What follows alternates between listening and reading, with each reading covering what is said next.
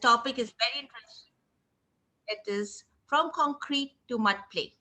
What better topic to discuss rather than this on the World Environment Day? And here we have very eminent speakers with us today. Right now, I hand over the mic to Dr. Vasya Acharya, the chairperson of ECDF and DNA Foundation. She is the founder MD for Inner Eye Foundation Private Limited and Tender Petals Chain of Preschool. Over to you, Dr. Vasya Acharya.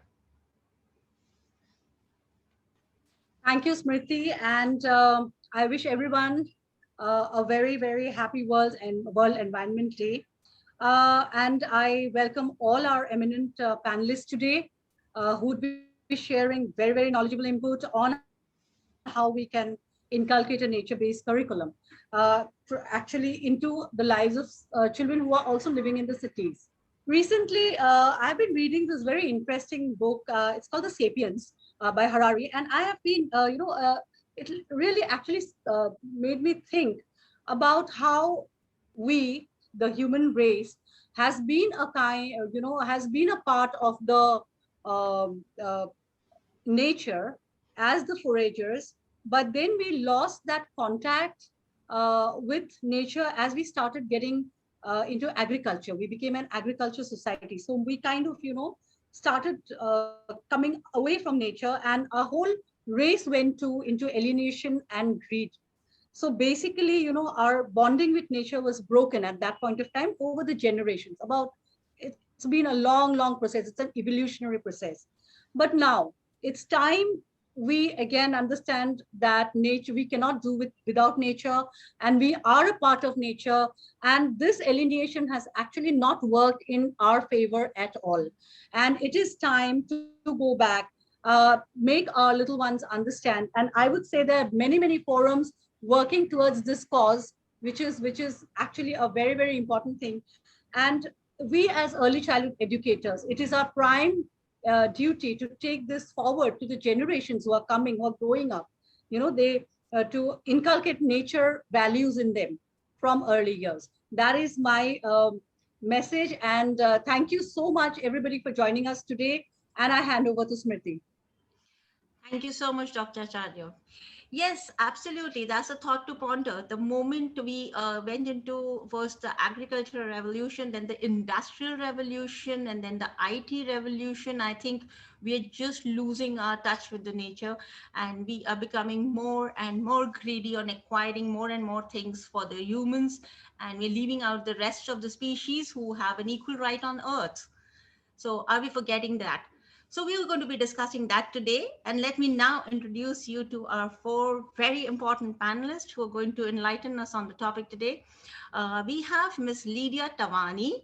She is from Rome, Italy, and she is doing some fabulous work. And then which is that she's an anthropologist and she's a pedagogist, and her specialty is outdoor education and design of educational spaces. And how interesting that would be. In this webinar, she's going to talk to us about her experience on the vegetable garden project with EC School in the center of Rome. How very apt. So we are here talking about from concrete to mud. And right in the middle of the city, she has to talk about a vegetable garden, which she has designed. Fantastic. Welcome, Lydia.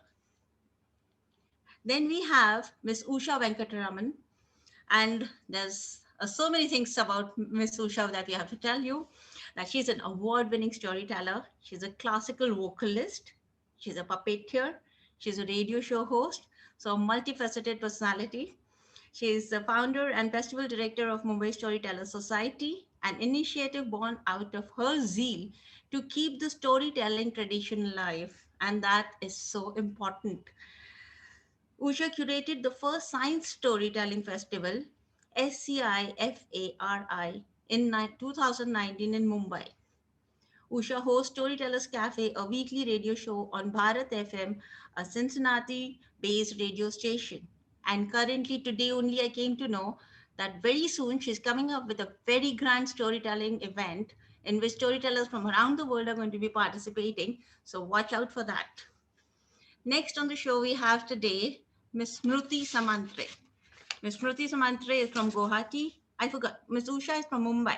Amchi, Mumbai. Okay, Ms. Smruti Samantray is from Guwahati, just like Dr. Vasvi Acharya. She's a multifaceted personality herself. She's a writer, editor, climate reality leader, marketing communication specialist, and a researcher. She's a climate activist, featured editor, freelance brand consultant, and music composer. Music composer, wow. Along with all of these. So she has been working in the genre of corporate communication for more than 12 years now, specializing in development, media, and sustainable PR. She has an opportunity to work on stories with an array of media, Finland Times, etc. And she has been a member of ECDF. Welcome, Smruti. Then we have Ms. Amrit Nagpal. Hi, Amrit. She heads preschool and ECC ed course in Birla Open Minds. She's an early years professional with a master's in education from James Cook's University. She has over 15 years of experience in pre-primary and primary teaching, content designing, curriculum planning, and training pre-service and in-service teachers. A certified storyteller and an ECDF awardee. Welcome, Amrit. So we have so many storytellers today in the session. And so I can't just wait to hear you all. So very warm welcome from ECDFs to all the specialists. And we will be beginning with our first common question that I'm going to be putting across to all of you. And I'm very curious to know your thoughts on the same. And that is that as children, we had ample opportunities to be in the nature, be outdoors, playing on trees with friends, actually exploring rocks, bugs, being outdoor most of the time. In fact, the parents had to bring us in. It used to be like that. Little did we know that these fun activities that we are doing or we are exploring nature is also building up our skills, our knowledge, our character, and our physical beings. Now we see there's a very big lack and a lapse where the children these days are not getting those opportunities. And I'm not only talking about the COVID age, but even before this, we hardly saw children outdoors or exploring and playing in the park or the gardens or with friends. They were mostly, since the time we had the IT boom and the digitalization, they're mostly on screens. So, what do you think led to this? And how do we get this back in our children's life? So, my first, I like Smruti Samantray to answer this first. Smruti, can you please enlighten us on this? How did we lose it and how do we get it back? Okay, so what I feel is that we have lost it because of lack of focus and motivation to connect with nature. So if you ask me, like, if city bred kids are deprived of nature, I don't agree with this statement. Or I mean, let alone kids, let's talk about adults as well. I absolutely don't agree that we are somehow away from nature. So city is also part of the entire ecosystem. Yes, of course, we cannot have that complete replication of the pure natural environment that we can actually experience. But I don't agree with this statement because I feel that all of us are deprived of motivation to connect with nature, and that is the major crisis. Because when we settle down with this issue, and especially for children who do not have that authority to take decision for their life and to decide what they actually need, because they are exposed to all the opportunities. They may call you for a specific chocolate because they have been exposed to that, because they have tasted it. But we need to give them that exposure which can actually make them understand how they connect with nature and how nature has been there with them since birth. So of course, same natural nerve in the city is something you can't make it happen to 100%, to that 100% extent, but the replication is extremely feasible. So when you ask me about how we can get back to it, so I can cite an example here, like rooftop gardening. There are biodiversity parks or simple lawns or simple parks across the cities which can be used as such options wherein people can go and take a respite. But despite of having a park or a lawn or a biodiversity park nearby, uh, we hesitate going there because we are very much comfortable inside, indoors. And I'm not taking COVID situation into consideration here, but I'll also come to that later on. But then I feel that we settle down really, in a very easy manner. So let's talk about habitual changes as well. Making children or students understand how to behave towards nature, like how to connect with plants, how to connect with trees, animals, and birds. This part of learning doesn't require you to be in a natural place or in a natural ecosystem. You can do it really well even if you are in an urban city. So how much relevant is it for anyone to be in a natural place to understand that, one should not waste food, one should conserve water, one should think twice before wasting water, that one should switch off the lights when they're not using it, that one can upcycle and recycle waste? How much relevant is it for anyone, to actually get this sense of sensibility imbibed in them? So that is something which we need to demarcate here. So the idea is to stay connected with nature by incorporating education for sustainability, which I feel is the ultimate weapon to, to curb this entire problem. And education for sustainability brings people together. It brings students together. It brings communities together. It brings parents and educators together. And with the values and motivation to step up for sustainability related actions, starting with their personal lives and scaling it up to community and worldwide. So I think we need to strike the axe now.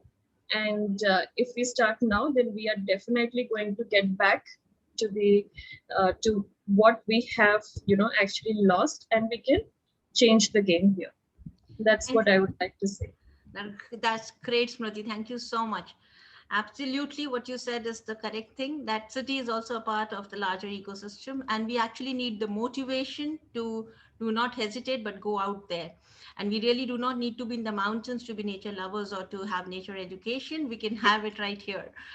True. Let's hear the same thoughts, some different thoughts about the same topic from Ms. Amrit. Thanks, Mruti, for the question, and hello, everybody. So, like, I'm born and brought up in a city. I come from Mumbai. And if you really ask me, access to nature, it's everywhere. We've got the beaches. We've got plenty of beaches in Mumbai. We've got the access to beautiful hill stations around Mumbai. So we do have that access. It's not that we don't have access. If I talk about any other metropolitan city, you go to Bangalore, Delhi, Hyderabad, they do have something or the other, parks, uh, beautiful mountains or beautiful hill stations in closer vicinities.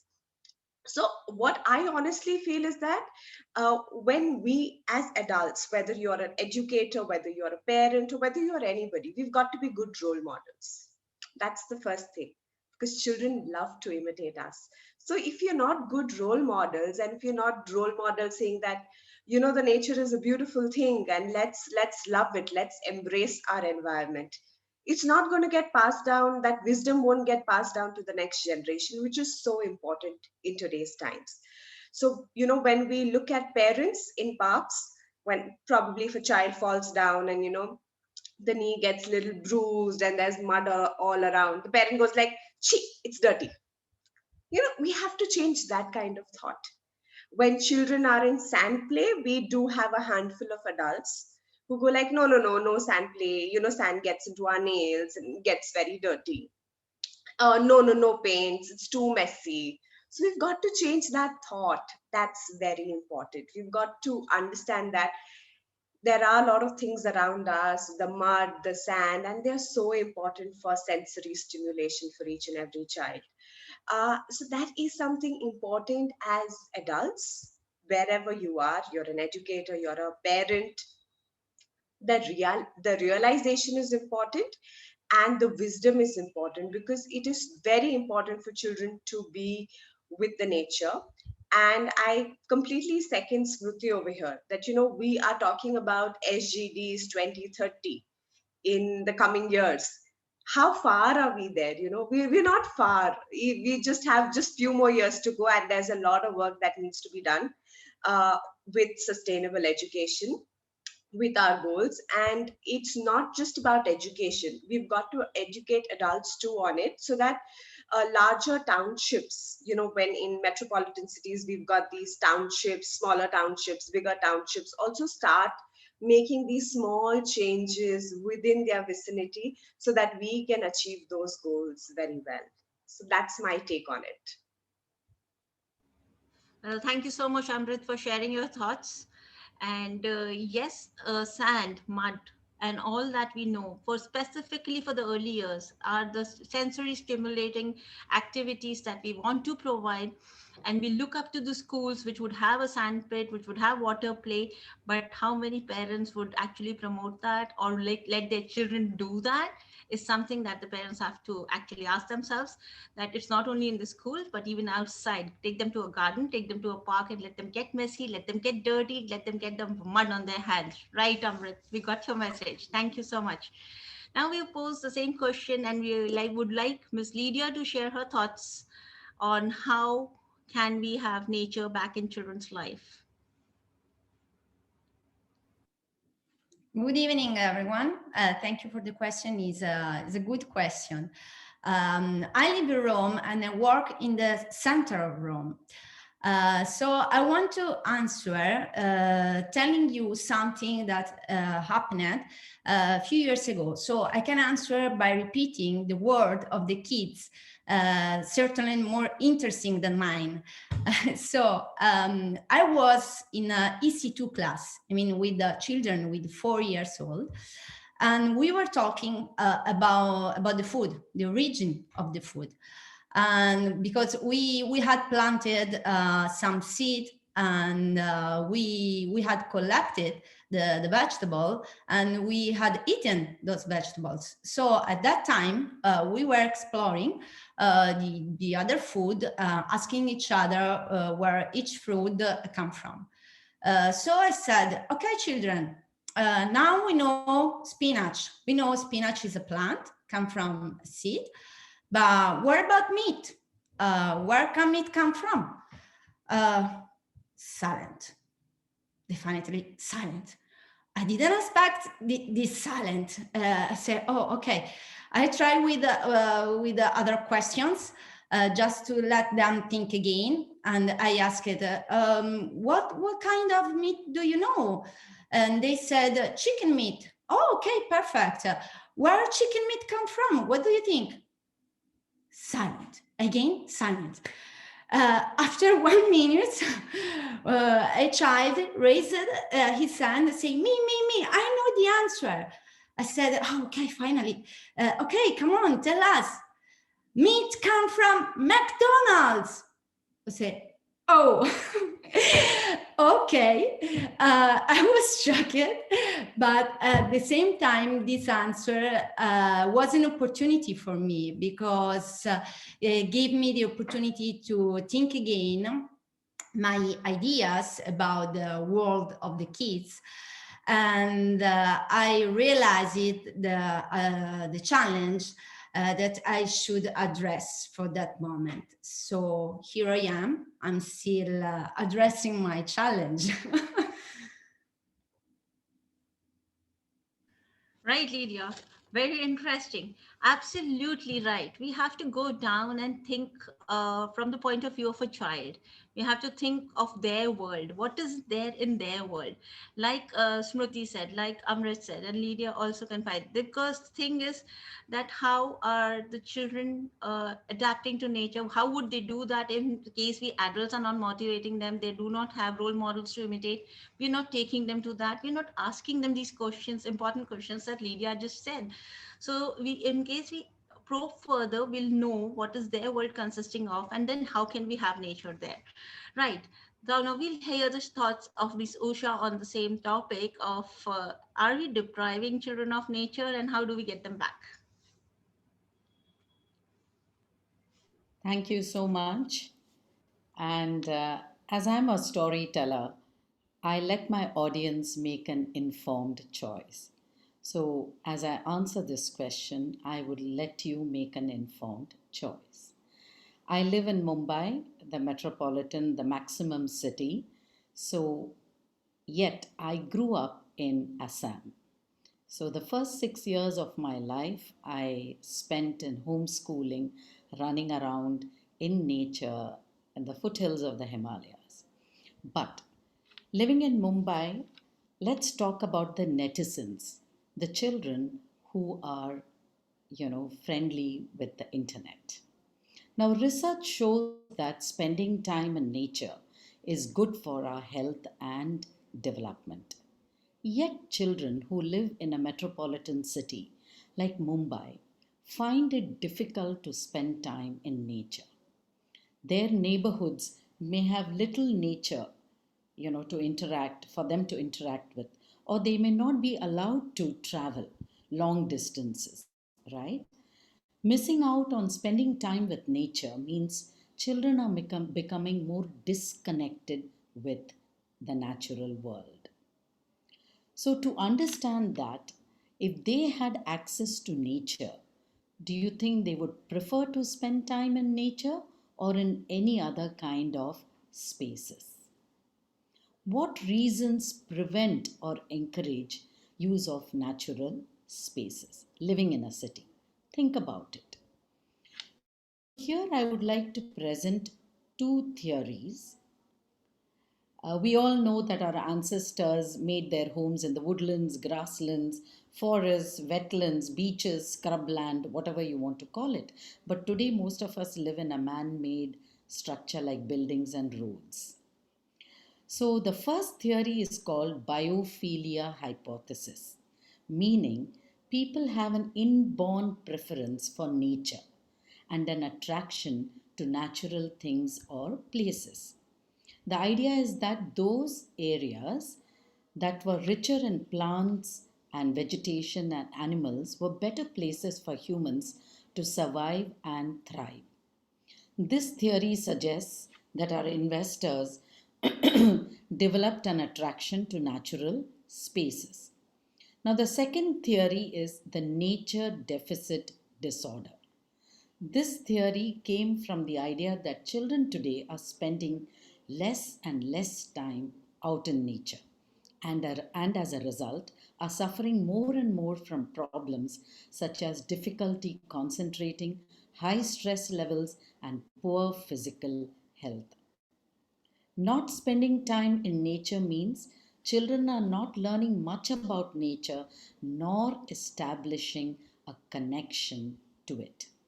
But the important question is, if biophilia, love for nature, is present in children today, even if you live in an urban area which does contain parks, would the children be attracted to spend time in these natural places?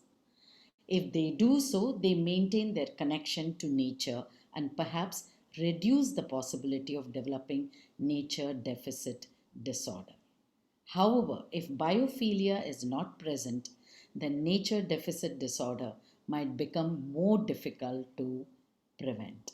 I know schools and educational institutions are providing enough activity for the children to have the sensory exploration. But I just wanted to throw these two theories out there so that you can make an informed choice. Thank you. Thank you so much, Ms. Usha. That's really something to think about. And I think we're all going to go and research on biophilia and the nature deficit disorder now. So to be more informed about both these theories that you put forward. So with that, the common question comes to an end, and we had a bit of a thought process sharing with all the panelists. And now we'll go in depth into and we'll dive deep into the theory, and we'll just see how and how all in not all manners can we have nature in our children's lives. And right now, from concrete to mud, that we are saying, we started off on a very good note with Smruti, who said that concrete, from concrete to mud is not necessarily the right thing. Concrete is also a part of the larger ecosystem. So here we are. So my first question now would be going to Miss Smruti. So, Ms. Mruti, we are talking about the children who do not regularly participate in outdoor play. They, like Ms. Usha just said, they lead a sedentary lifestyle and they have nature deficit disorder. They're put at risk for symptoms which include depression, there's hyperactivity, they do not get to expend their energies, do not have connect with the nature, and so there is a lot of boredom and loneliness, and it also manifests in reduced motor development and diminished mental and psychological health. So these are the effects that we see out of the theory that Ms. Usha just brought forward, nature deficit disorder. So how do you think the lack of abilities there, the creativity is being lost? What are the best ways to encourage them to take the path which leads from this concrete and netizen lifestyle to mud play? How can we turn those netizens into naturalists? Okay, thank you, Smriti. And this is a very action-oriented question. So I would like all of you to go through a few slides, which I feel would be integral for this entire presentation. Just a second. For sure, Ms. Mruti, you can share your presentation. All of you.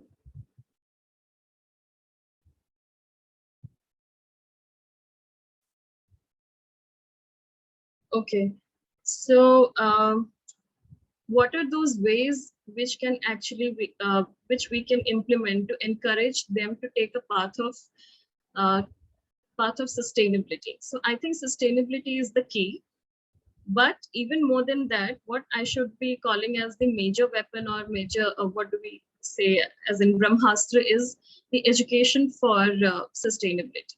So children who do not regularly participate in outdoor, they experience a lot of chaos in their own built up, and when they grow up, so it creates a complete imbalance in the system. So the major solution here is the new ed approach, and like I have mentioned, that it has to be a confluence of sensibility with sustainability, and how we can make it as a game changer practically. That is something which we are about to look at. So answering all the whys, why do we need climate change education? So I'm pretty sure that all of us are familiar with these pictures and the realities behind such or similar pictures, right? The main point here to focus is that climate change is not age neutral. So which is why getting close to nature in a more sustainable way is imperative. So there are a lot of benefits. We all are aware of it. There are intellectual, emotional benefits, and which also adds to their personality, physical benefits. So a lot of them. So education catalyzes real transformation. That is what I believe. So just let me move straight to the slide. So what I feel is like you asked me, how we can implement the mitigation. So here my question is, who can implement the change? It could be this, preschools, this. So this is the agenda for preparedness. So who actually can implement the change is you. So that's what I feel, that we need to take a four-pronged approach when we are stitching learning methodologies and connecting sustainability with it. So to start with the first initiative, we can start tweaking syllabus. So the curriculum can be divided into two approaches. One is actually making children get close to nature, and then like in the era of COVID, in the era of new normal, we can actually make them proceed towards a better normal by imbibing the essence of sustainability. So there are a lot of activities which are not, which do not actually ask them to be in that natural ecosystem altogether, but at the same time, you can replicate it. So awareness on sustainability, SDGs, although although preschoolers cannot actually understand or follow these concepts entirely, but what I feel is that imbibing the essence in their early years is very important. So starting with some playway approach, so we can we can imbibe the sense of sustainable habits, like I talked about switching off the lights or fans when they're not using it, making them understand the art of coexistence. Then where does the food come from, how they can get smudged in mud and get into gardening and grow their own food, which in turn will actually make them understand why they should not be wasting food, and how food comes from nature, how nature feeds them. That sense of gratitude has to be built within themselves. We can also create activities like this, like greet and treat or welcome acts. So the moment they enter the school, they can, as a part of daily ritual, they can go and hug the trees, or greet any element of nature, and hi, hello, I'm here, hope you are good. That kind of connection and communication they can start building up. And this is actually can be termed as a habitual change, for which I mentioned that we need a 4-pronged approach. Then comes the artivism. So when we are talking of artivism, we don't want them to produce exemplary art products or something like that, but we want them to get involved with nature and art elements. So maybe they can paint something which represents nature in some or the other version, or a simple act like creating a sandcastle. That is also fine. Or speaking to the tree. That is also fine. Even getting into the role play and becoming a tree or a sunflower, likewise. So another act could be twinning act. So like I have been researching with a group of other researchers for imbibing sustainability related education in the curriculum. So for early childhood students, we have come up with this theory as well, that we can let them plant a sapling and ask them to name it, and then start making them feel the connection with that particular sapling, maybe as their twin, or maybe as their best friend or a sibling. So this is the major objective of twinning act, that they can actually connect with nature. So all the mitigation or solutions that I'm speaking about are more emphasized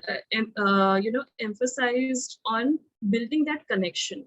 So Shinrin Yoku, I mean, forest bathing is also one such activity, but considering the present situation, it is a bit unlikely that children could be taken outdoors to the forests, or may travel to reach out to the forests. However, they can visit such ecosystems like biodiversity parks, or the areas which has a dense green patch. So therein also they can go visit and experience similar kind of experience. So another pedagogical approach could be eyes shut and feel formula. So this is something also we have come up with to build and enhance their sensory approach and observational observational skills, so which can be put into use by asking children to touch any natural element or listen to any natural element, like you can see in this picture. So that is how they connect well. So that in a way boosts their curiosity. What is it about? What is it that I'm actually getting to hear from the conch? So and why sea waves are so loud? Why why petals of the sunflower are so smooth? It actually boosts their curiosity, which further makes them get closer to nature. So these are some of the activities which I feel would actually take them 2-3 steps further when it comes to connecting with nature. And of course, if they like to stay tuned or glued to screens, then again you can make use of edutainment methodologies. There are a lot of apps, videos, and e-magazines which actually explore such options and come up with such kind of content which can stimulate them to think about nature. So because they enjoy such content, so it is very important that we can also use edutainment for this purpose. So, and another option is, how about, Mud Day celebration, which is slated for 29th of June. But apart from the celebrations, like we are talking about from concrete to mud, I think it's very important here to mention that although many of us have been doing it, subconsciously, or being unconscious of the fact that this can actually be implemented or become a part of the curriculum, we must know that there are a lot of benefits of mud play. So it actually enhances your immune system. It gives boost to your to the children's sensory and creativity skills.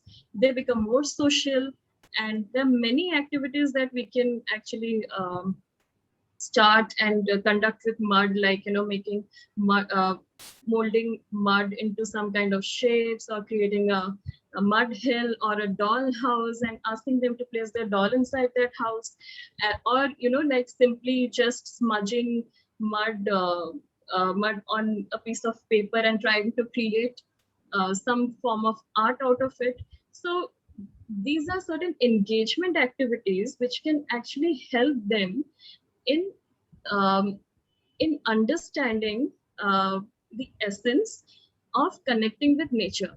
Of course, they won't get the seriousness of this climate change education at that point of their life. But then, if such elements are injected into their mind through such kind of activities, or in a very well planned curriculum, then I think that is going to make a huge difference in their life. And I met Jadav Pang a few years back. So he said that India's education needs to be modified, and it has to.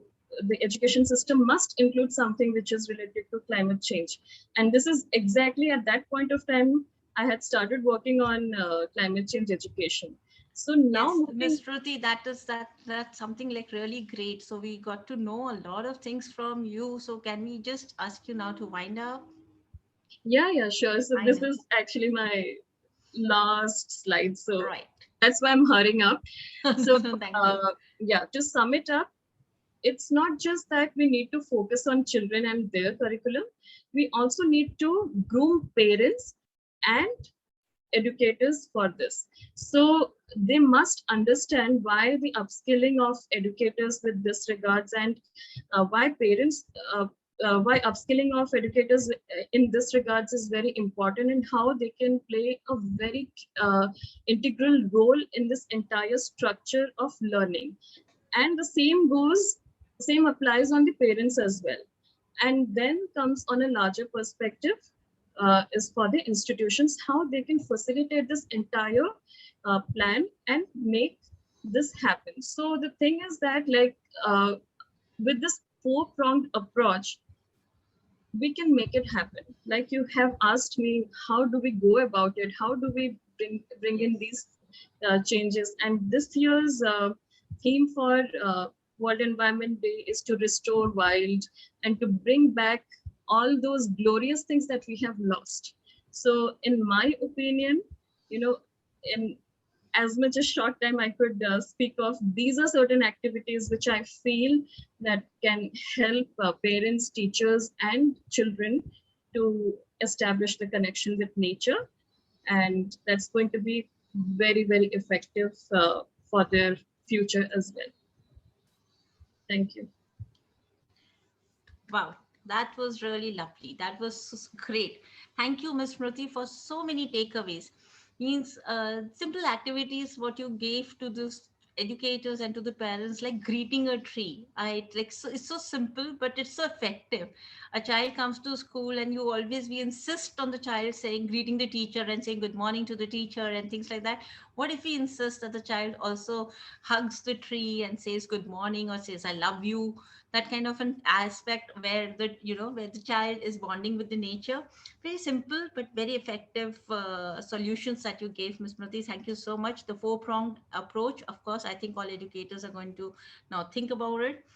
Eyes shut and feel. Yes, when you're not necessarily always have your eyes open and glued to the screen, please shut them and feel. hear them and feel them. Let's look at the textures, let's look at the sounds of nature.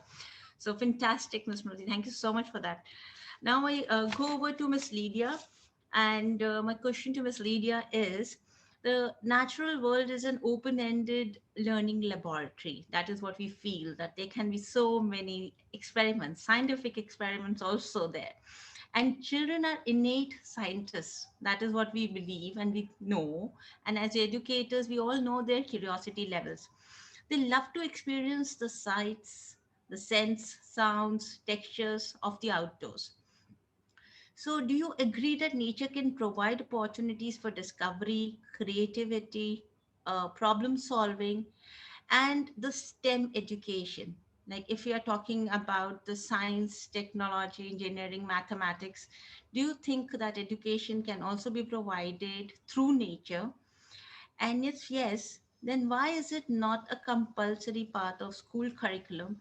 How can school adapt nature education in a day-to-day teaching methodology and in their pedagogy approaches in their curriculum to bring about this change of giving the opportunity to for children to actually go around and discover, create, and investigate nature and become the scientists that they have to? Yes, I'm absolutely agree with you.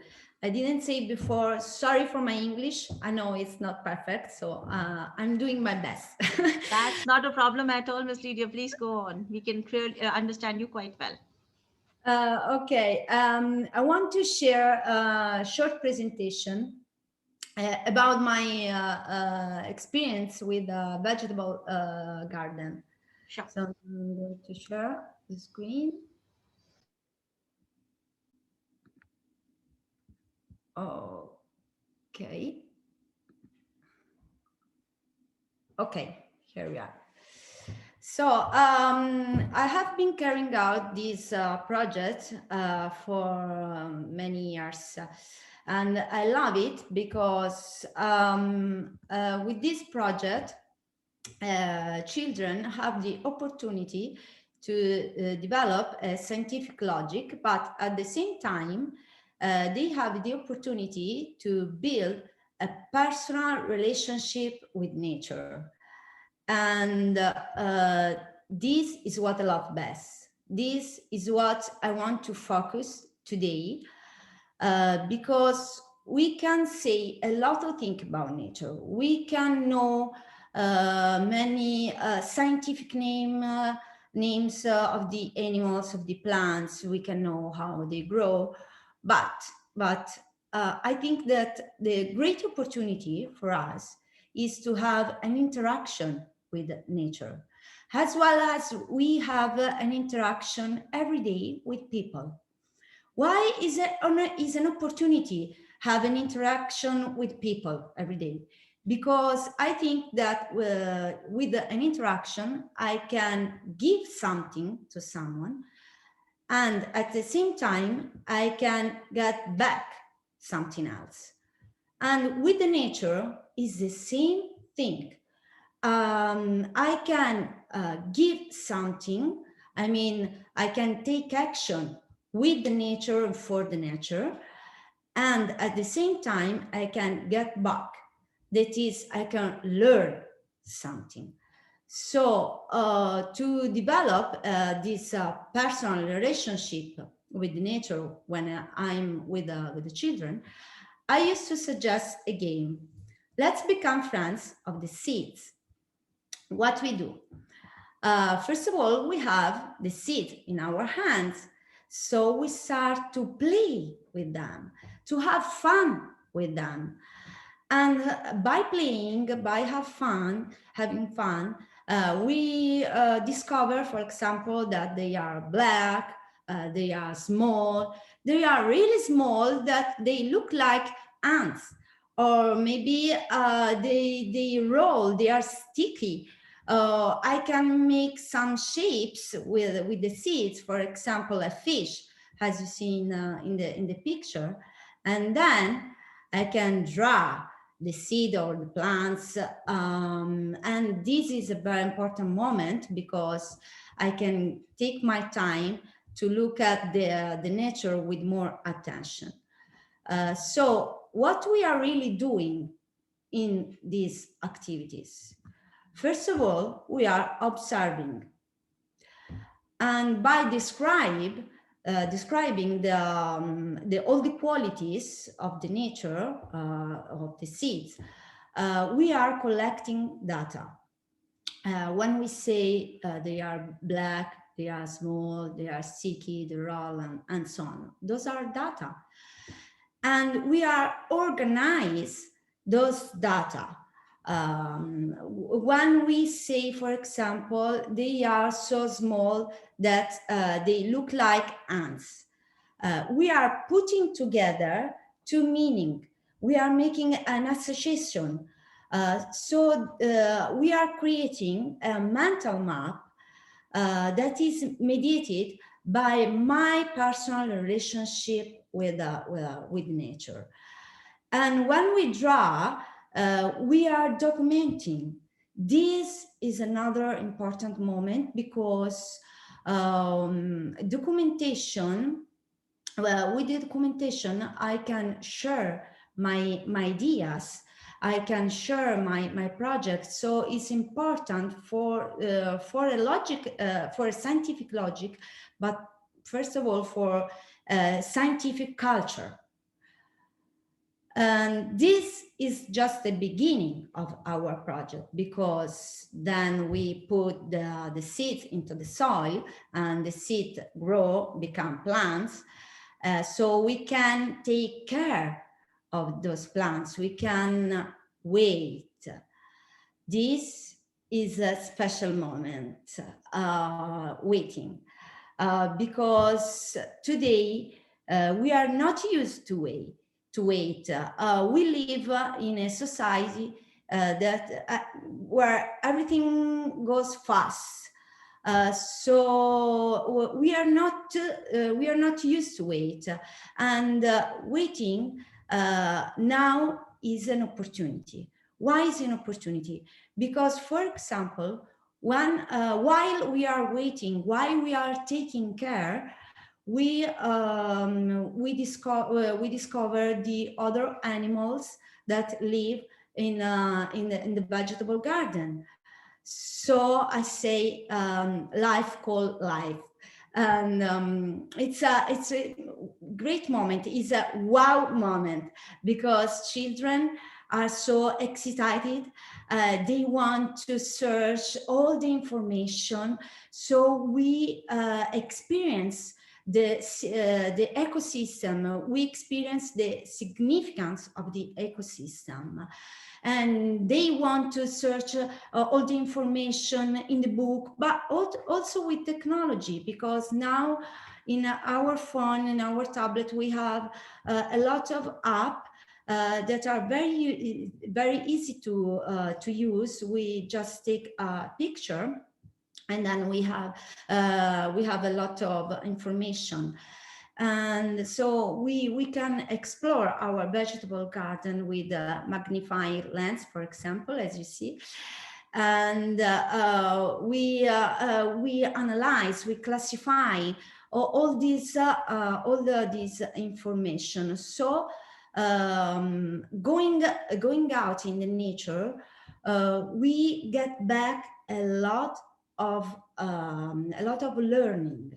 And when we get back all this learning, we decide to take action for the nature, with the nature. So, for example, we make a box hotel.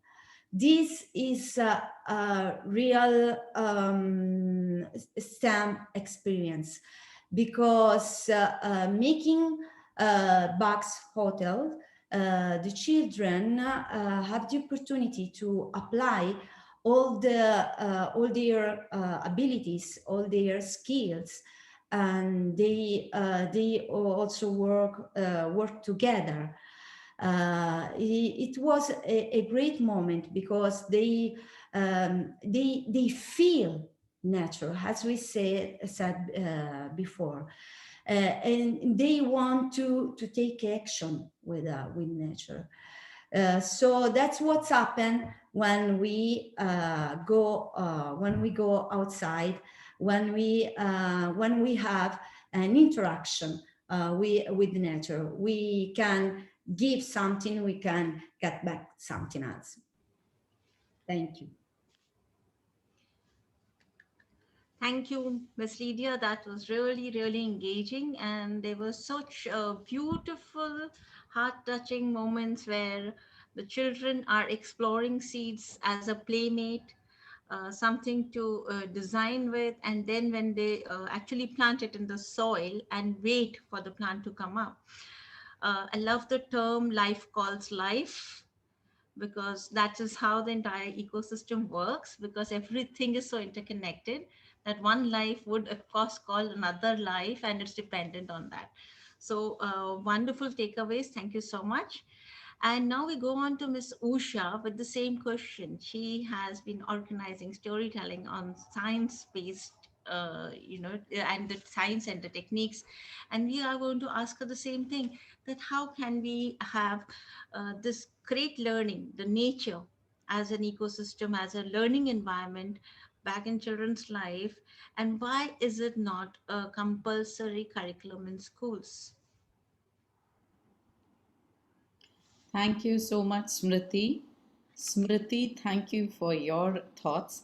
And Lydia, that was very, very informative, and you're doing a great job. I love telling stories about nature and about ecology. Okay, let me dive into my question and the answer. The new educational buzzword du jour is STEM. Now, all over the world, to enhance curriculum, we have STEM based learning. So, STEM is now a movement with the audacious goal of graduating innovators and creators. The growth of STEM education has outpaced technology. Curriculum cannot keep up, and the onus of STEM education rests largely on the shoulders of storytellers like yours truly. I grew up, like many of my generation, interpreting education in a linear fashion. The goal today is to eliminate doubt and fear and become a divergent thinker. STEM storytelling, or STEAM, or if you want to call it STREAM, storytelling does exactly this.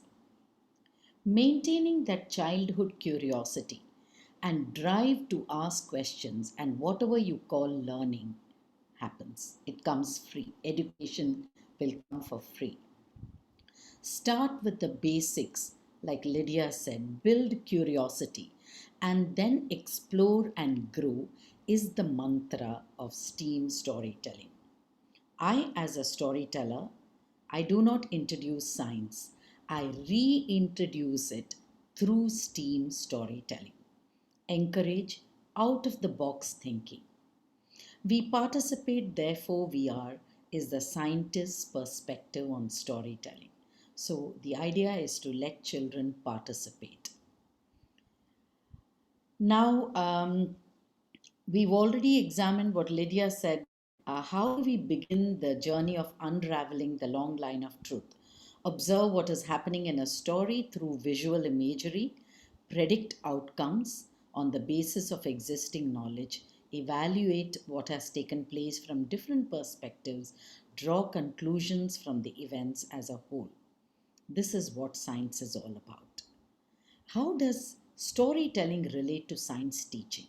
By making a link between something already familiar with a new idea. Stories explain the scientific concepts by giving the scientific process a narrative and character. Give it texture so you can actually feel it, it's palpable. You remember a story better than random facts. Children remember and retell stories and the facts through stories. Now, the goal of sustainable development today's World Environment Day, is to enable all people throughout the world to satisfy their basic needs and improve the quality of their lives without compromising the quality of life for future generations. How do we develop our children as global citizens through sustainable education or environmental education so that we leave a planet behind for the next generation? How do we do that? How do we engage the children and make them eco literate? An ecologist is a doctor for the environment. How educators can cultivate emotional, social, and ecological intelligence through stories is what is my area, right?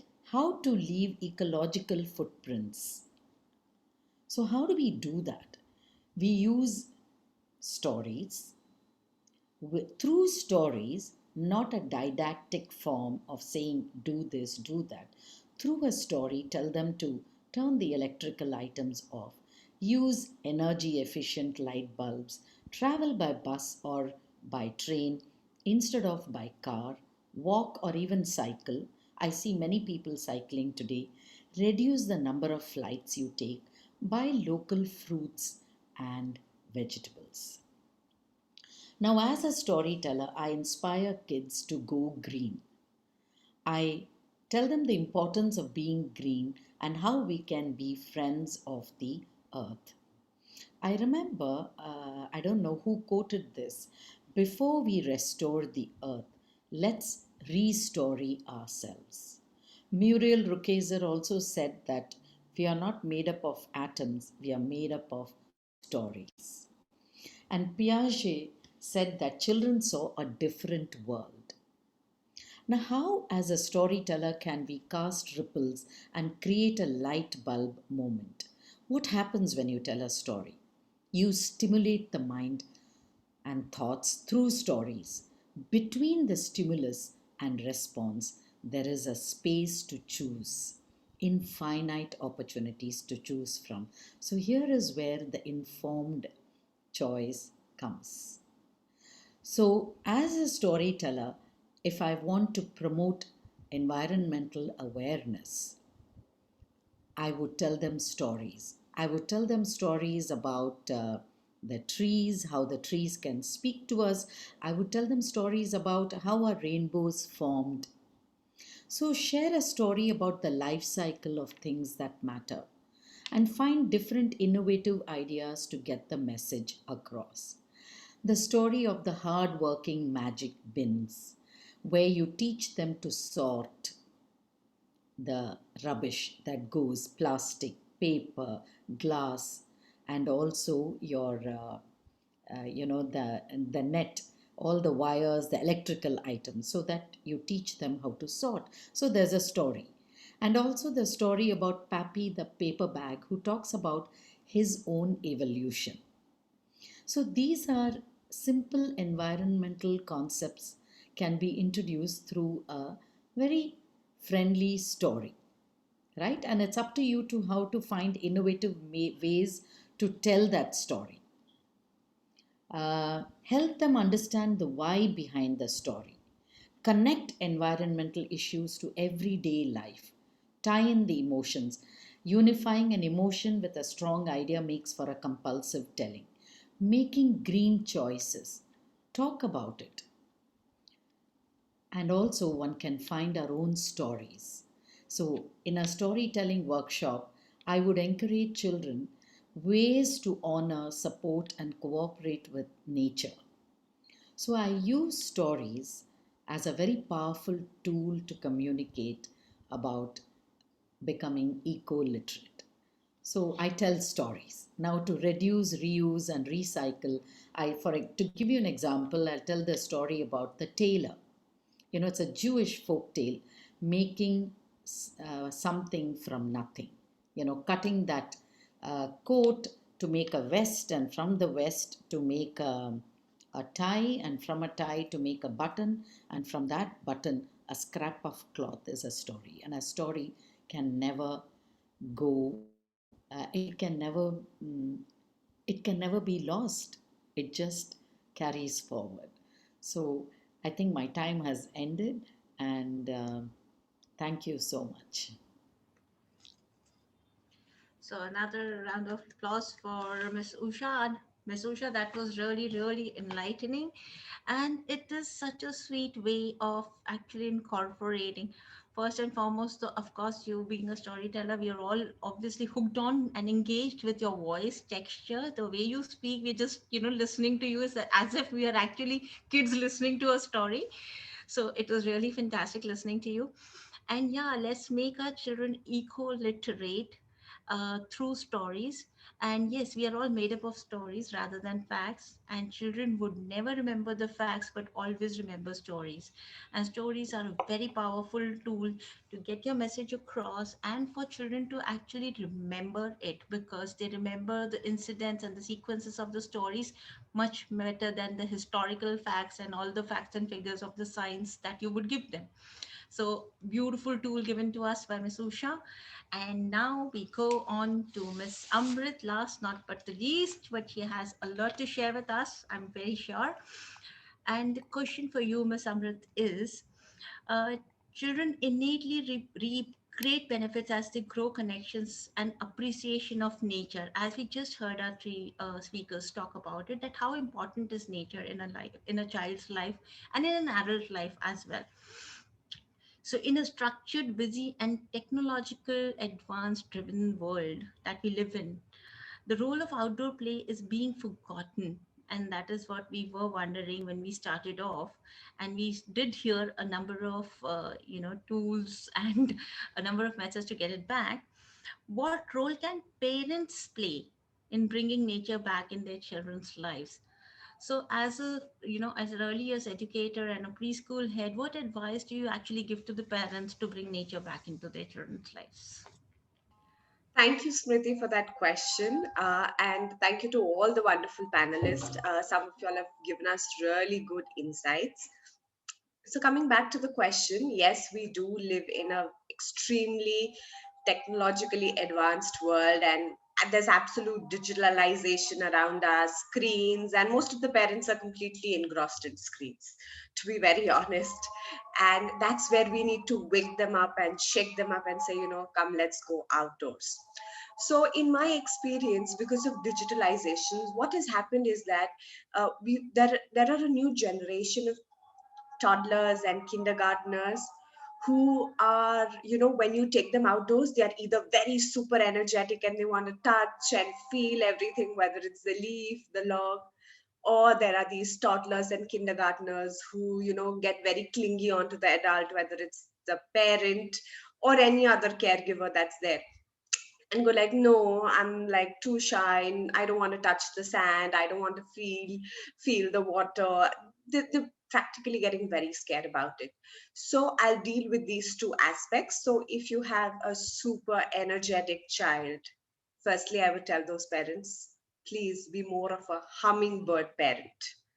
This is a term that has coined a decade ago, and not be a helicopter parent hovering over them, but be a parenting. Use hummingbird parenting style, wherein you look at your toddler from a distance and you allow them to explore, touch, feel, but keep a very vigilant eye on what they're doing.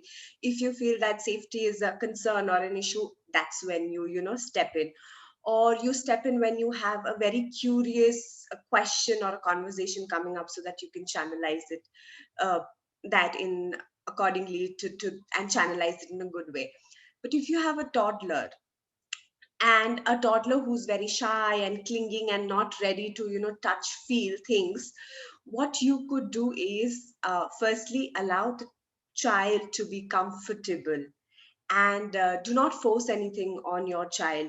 So let the child on his or her own pace get used to what's happening in the environment. Let them touch, feel different things around them. Most importantly, I would like to tell this to all our parents, is that please be very calm. Do not be very reactive, because children watch our reactions. Most children will do something and then they'll go look like that and they'll come back.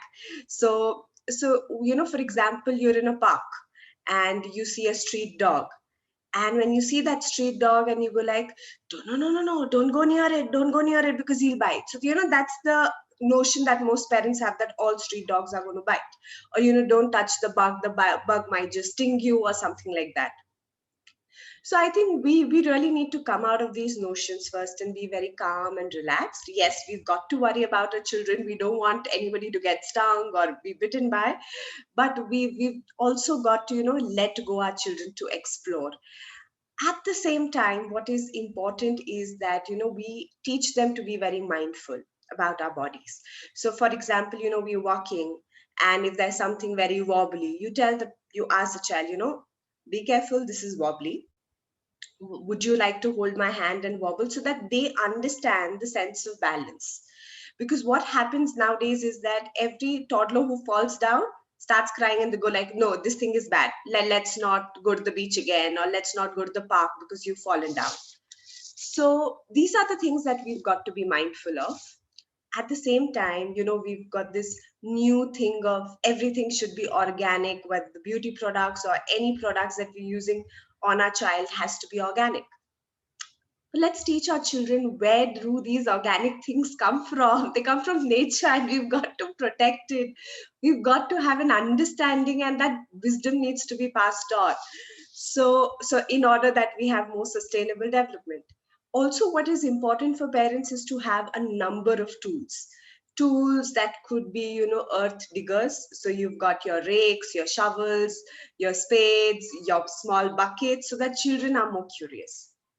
Moreover, a good investment tool is a magnifying glass that I feel all parents should invest for their children, so that that just generates curiosity. You want to look at that plant, let us look really closely. So hold the magnifying glass and you see the leaf quite big, you get to see the veins of the leaf, and that's how you go further.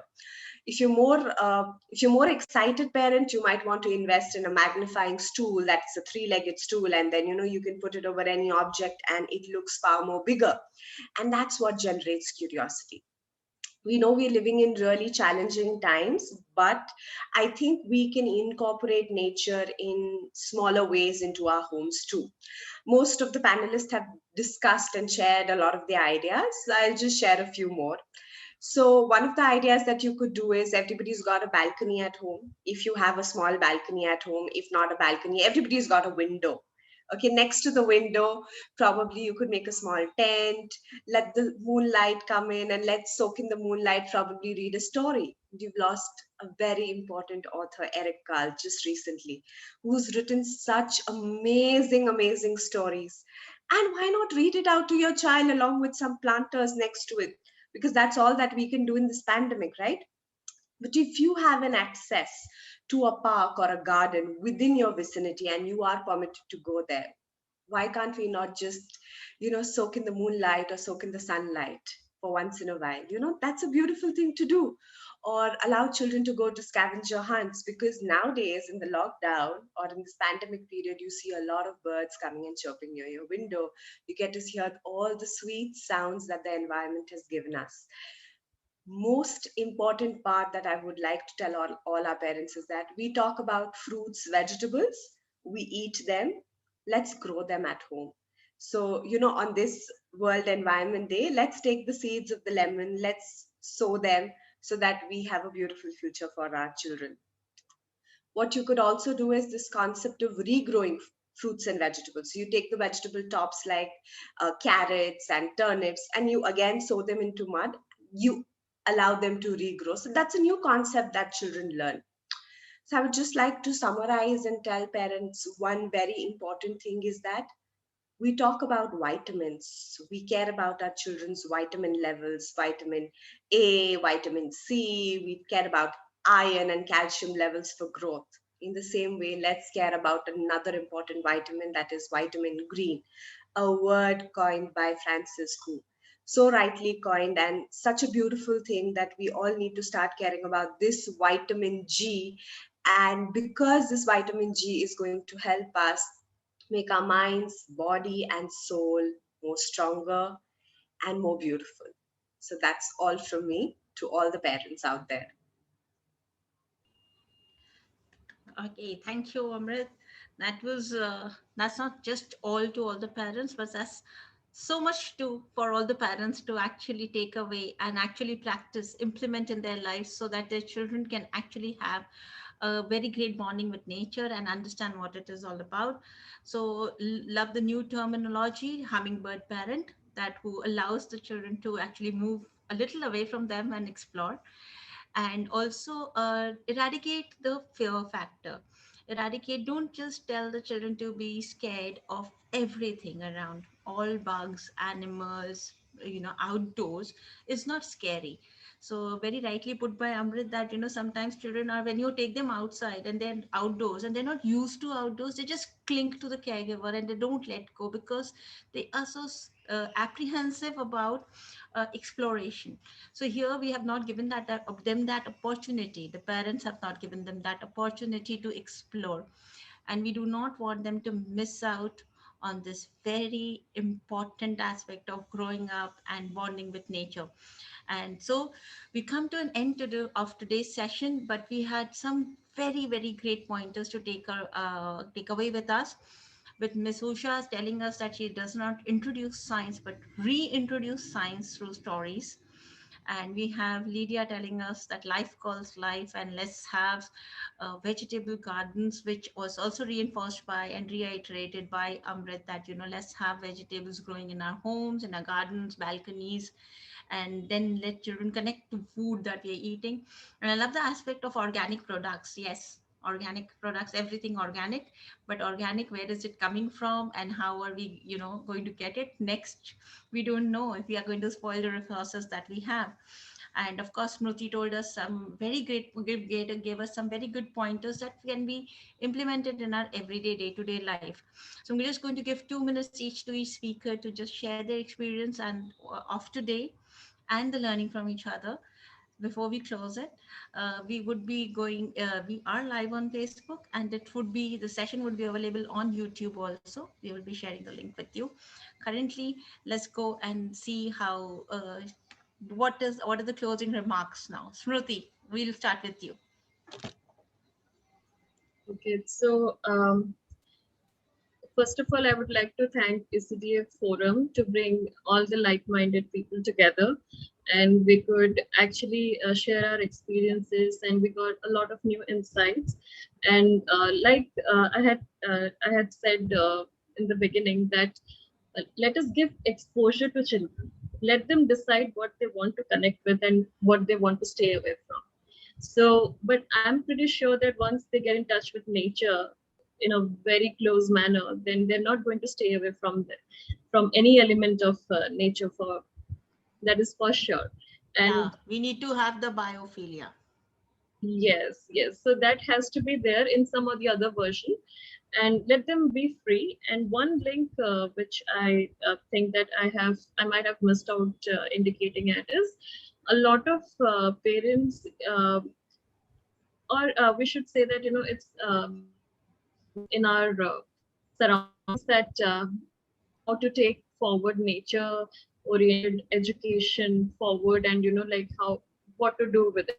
So I think there has to be some kind of sensitization about the careers that are coming up in the domains of environment, in the domains of sustainability. These days we also have MBAs with sustainable management. So a lot of such career options are pouring in, and I'm pretty sure by the time these toddlers grow up, there will be even more. So yeah, so when parents are actually counseling them for any kind of career, so they can also imbibe this nature element and getting close to nature in their counseling part, and in the motivational part, and ask their children to actually make a career in sustainability and contribute to nature. So Thank you, Smriti. That is yeah, that's that's such a what I wonderful feel. thought. Yeah, because see, we always from doctors and engineers to yesteryears, we came to app makers and developers and software engineers, but we didn't go to climate changers. We didn't go to ecologists. We didn't go to environmentalists. We've still not been there. have But many maybe that's the viable norm. options. Yeah. That we need to be motivated. That is it. Absolutely, and they have to be exposed to this. So I think parents also need to be exposed to these career choices, because I mean, most probably the parents are still stuck on the careers of their choice. But at so many education seminars we've spoken that we really do not know what the future holds for these children 15 years hence, when these toddlers actually grow up and go on for the job market. Most probably sustainability would be the key, right? Lydia, closing remarks. Yes, just 1 minute to say thank you to everybody because everything was so interesting. And I want just to say, enjoy the nature. I want to invite everyone to go outside and to do not be afraid, because we are part of nature. So we can have an interaction. We can touch the tree and feel something, feel our nature, reconnect each other, reconnect ourselves with the nature. So do not be afraid. Go, first of all, go adults, adults, and then with your child, with your family, everyone go outside and enjoy the nature. Just this.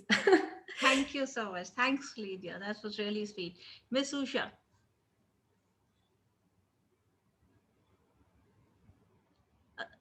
Ma'am, you're on mute.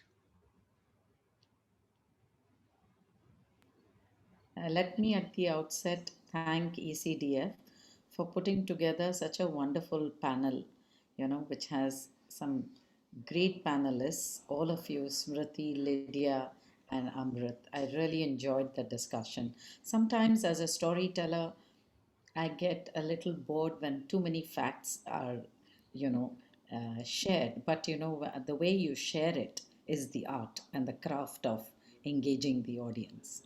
So I would like to end with this quote from Tirukural. This is Thiruvallavar's Tirukkural. Thiruvalluvar was a great poet from South India, and I was part of a panel discussion at the Indian International Science Festival 2020 December. So, where our Prime Minister, Mr. Narendra Modi, referred to this Tirukkural, which goes like this: a well dug in sand yields water as dug, so learning wisdom. So I would like to quote this simile that, the more the process of learning is similar to the process of digging a spring in a sandy soil.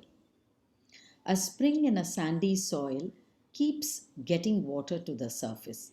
The more and deeper we dig in, the much water we get. Similarly, uh, we should try innovative ways and means to eco-literate our audience, and you can find innovative ways like Lydia has found a wonderful growing a vegetable garden in Rome, and each one of you, Amrit was talking about ways, and I as a storyteller bring uh, a different aspect through stories. So thank you so much. Thank you so much, Ms. Usha, for being here and for enlightening us. That was a real good quote. If we can only just have that as a metaphor of digging the well into the earth and getting water, and if we relate it to education and we relate it to nature, job is done. We don't have to do anything further. Ms. Amrit, your last thoughts, please. So, firstly, thank you, Smriti. Those were amazing questions. Thank you, all the panelists. We've had some really brainstorming session today, and thanks to ECDF for organizing this. I would just like to summarize saying one very important thing is that for every child, the learning begins at home first, and then they go to a school or a kindergarten or a preschool. So let's focus on that and let's take that essence, and parents take that responsibility along with educators to bring back nature into your homes. We all are currently undergoing some form of lockdown, complete lockdown, partial lockdown, but we still can find ways to do that. Ms. Mruti mentioned about the International Mud Day on 29th June. So that's really close by to us. And let's start focusing on some activities that we could do at home to, just to allow children to get into that messy place so that their brains are more stimulated. That's all from my end. Thank you so much, Ms. Amrit. And with that, we come to the end of From Concrete to Mud for the World Environment Day. I would just share two things, and I have seen, being an educator myself, I've seen a lot of schools practice the International Mud Day, and there is the one day in a year that at least the parents are allowing the children, because the school holds the event, just because the school says so. So they come in and they, let the children get mud dirty in the mud. But let's not have that as an annual thing. Let's have that very regularly and frequently.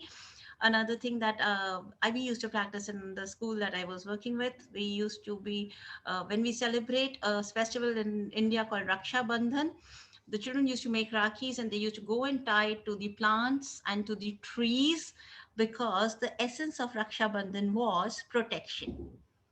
So instead of actually giving it a gender twist or a gender bias of the girls or the boys protecting each other, it was like, let's all the girls and boys make rakis, go out and tie them to the plants to protect nature, because they need the ultimate protection these days. So thank you, everybody. With that note, a very happy World Environment Day to all of you from ECDF, signing off for the day. Thank you very much. Thank you. Bye-bye. Bye-bye. Thank you.